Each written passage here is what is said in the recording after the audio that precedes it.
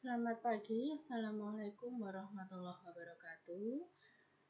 Bertemu kembali dengan Bu Fitri, masih di bab 1, sistem reproduksi manusia di bagian ketiga.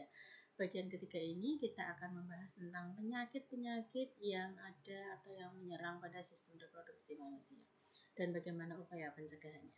Saya ingatkan, kita sebagai kaum wanita itu adalah pihak yang paling dirugikan jika kita melakukan hal yang menyimpang pada sistem reproduksi. Artinya apa? Kalau kalian terlibat pada pergaulan bebas, itu mulai dari akibatnya sampai nanti pada penyakit-penyakitnya itu banyak yang menimpa pada wanita. Jadi berhati-hatilah dalam bergaul ya. Selalu pesan Bu Fitri di kalian yang sudah kelas 9, hati-hati dalam bergaul, jangan terjebak pada pergaulan bebas. Patuhi norma yang ada, patuhi taati aturan agama yang kalian anut, dan kalian harus jaga diri kalian baik-baik. Oke, langsung saja kita bahas tentang penyakit yang ada pada sistem reproduksi manusia. Kita mulai dari HIV atau AIDS. Kalian sudah dengar itu kan? Human Immunodeficiency Virus. Itu penyebabnya menyerang pada sistem kekebalan tubuh. Jadi penderita AIDS ini begitu dia terserang AIDS itu nggak kenapa-kenapa, dia nggak ada gejala-gejala khusus, itu tidak ada. Nanti setelah 5 tahun atau 4 tahun baru terasa. Kenapa? Karena yang diserang adalah sistem kekebalan tubuh. Artinya orang yang kena HIV AIDS ini sistem imunnya akan semakin turun. Jadi kena apa sedikit sakit, kena air dingin flu kayak gitu. Kemudian ditularkan melalui droplet. Droplet itu adalah kontak cairan tubuh. Jadi kalau kalian hanya duduk bersebelahan dengan penderita AIDS, tidak akan menular. Tetapi kalau ada cairan tubuhnya masuk ke tubuh kita, itu yang berbahaya. Misalnya tanpa kalian sadari, beli es di kantin, satu sedotan untuk berdua dengan temannya. Itu bukan romantis, tapi itu penularan penyakit ya. Kemudian, ini Bu, sedotannya sudah tidak barengan no. Cuman kalau pas dia minum, nanti kalau saya minta saya balik, podo wae sami mawon ya. Hindari berbagi makanan dengan cara seperti itu. Hindari droplet ya, apalagi sekarang lagi musim corona yang juga ditularkan melalui droplet. Transfusi darah. Artinya apa? Seorang ibu yang menderita AIDS, otomatis anak yang lagi dikandung itu pasti positif AIDS. Kenapa? Nah, karena anak di dalam kandungan itu kan menyambung dengan ibunya dari darah dari ibunya. Kemudian jarum suntik. Kalau tidak steril, misalnya pada pengguna narkoba itu biasanya kan jarum suntiknya satu untuk bersama-sama, rak modal ya. Nah itu memicu juga penularan HIV, pergaulan bebas ya, kesana kemari, pacarannya ini berhubungan intim, dengan pacaran yang sana berhubungan itu juga, itu penularan juga gitu. Jadi hati-hati dengan pergaulan bebas. Untuk menghindari AIDS, hindari pergaulan bebas. Berikutnya adalah gonore. Gonore disebabkan oleh bakteri Neisseria gonorrhoeae. Gejalanya pada penderita laki-laki adalah rasa nyeri dan keluar nanah saat kencing. Kalau pada wanita, keputihan warnanya tapi kuning kehijauan. Menyebabkan kebutaan pada bayi yang baru lahir. Jadi kalau bayinya itu sudah ibunya itu menderita gonore, jadi bayinya nanti yang lahir itu bisa mengalami kebutaan. Sifilis disebabkan oleh bakteri Treponema pallidum. Ya, ini terjadi pada atau biasa disebut dengan raja singa, penyakit kelamin. Kalau sifilis ini dia nanti ciri-cirinya bisa menyebar ke seluruh tubuh. Jadi biasanya di seluruh tubuhnya itu ada ruam-ruam, ada bercak-bercak gitu. Tulang dan sendi rasanya nyeri. Kemudian ada herpes simplex disebabkan oleh virus herpes simplex tipe 2. Menyerang kulit di daerah genital luar, jadi di daerah kelamin bagian luarnya. Menyerang anus, juga bisa ke area vagina. Gejalanya gatal ya, seperti herpes lah, pedih, melepuh gitu, tapi di area kelamin. Kemudian ada kanker serviks, merupakan penyakit pada sistem reproduksi wanita, kanker itu sebenarnya adalah pertumbuhan sel-sel yang tidak normal atau sel abnormal. Sel abnormal ini akan tumbuh dengan ganas sehingga jaringan-jaringan di sekitarnya tidak berfungsi. Infeksi kandung kemih. Penyakit ini sering ditandai dengan rasa sakit saat buang air kecil. Ya, infeksi saluran kencing biasanya. Kita menyebutnya infeksi saluran kencing. Merupakan salah satu jenis infeksi saluran kemih yang paling sering. Lebih sering menyerang wanita daripada laki-laki. Kalau ini Bu Fitri dulu pernah infeksi seperti ini. Gara-garanya cuma satu, kurang minum air putih. Jadi air putih itu jangan disepelekan. Saya kalau membayangkan kalian itu pagi minum es teh kan, kemudian kalau di sekolah full dari pagi sampai sore minumnya es semua, nggak ada yang bawa air putih. Air putih hanya berlaku kalau uang saku sudah habis dan haus, baru minta air putih ke kantor. Kemudian jangan sepelekan minum air putih. Air putih itu penting karena kalau kurang itu ginjal bermasalah, salah satunya nanti ada infeksi kandung kemih. Kemudian ada vaginitis. Namanya aja vaginitis berarti menyerang di mana? Iya, di vagina.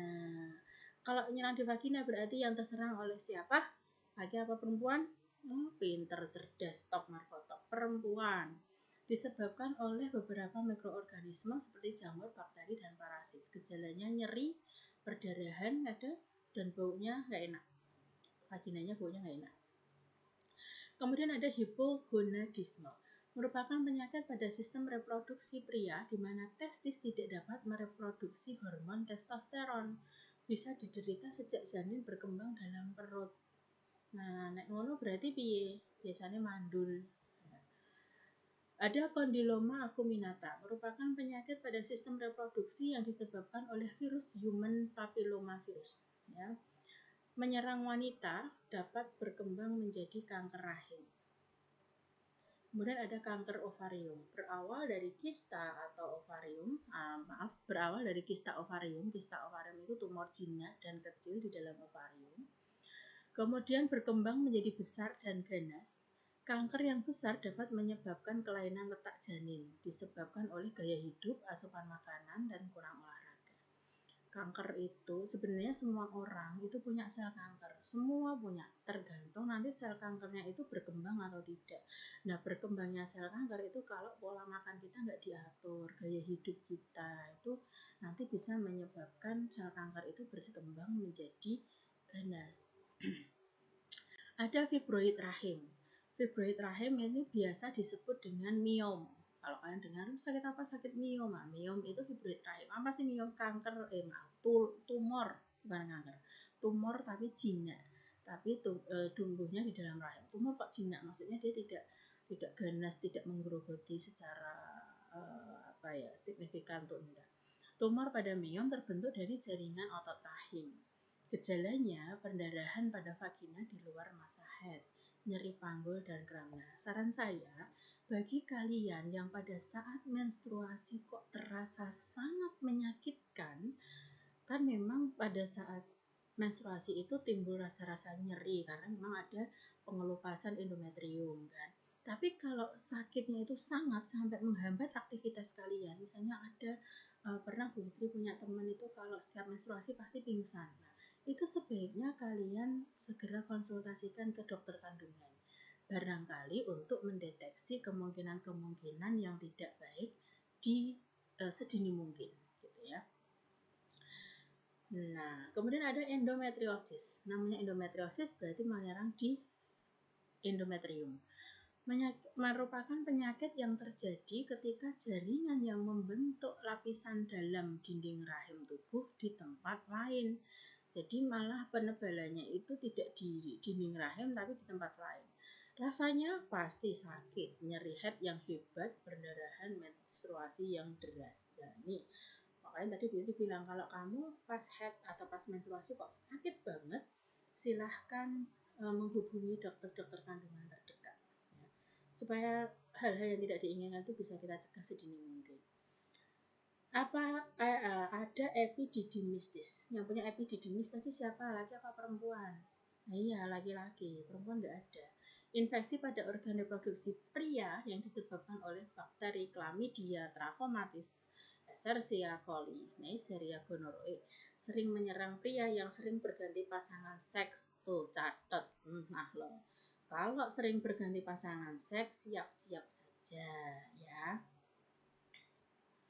Nah, sekarang untuk cara mencegah kesehatan. Dari sekian banyak penyakit, kita lihat tadi, yang pria jelas menyerang pria hanya satu kalau nggak salah. Yang lainnya menyerang pria dan wanita. Ada beberapa yang khusus pada wanita. Itu sebabnya tadi di awal Bu Fitri mengatakan, kita sebagai wanita itu adalah pihak yang paling dirugikan kalau kalian menganut pergaulan bebas.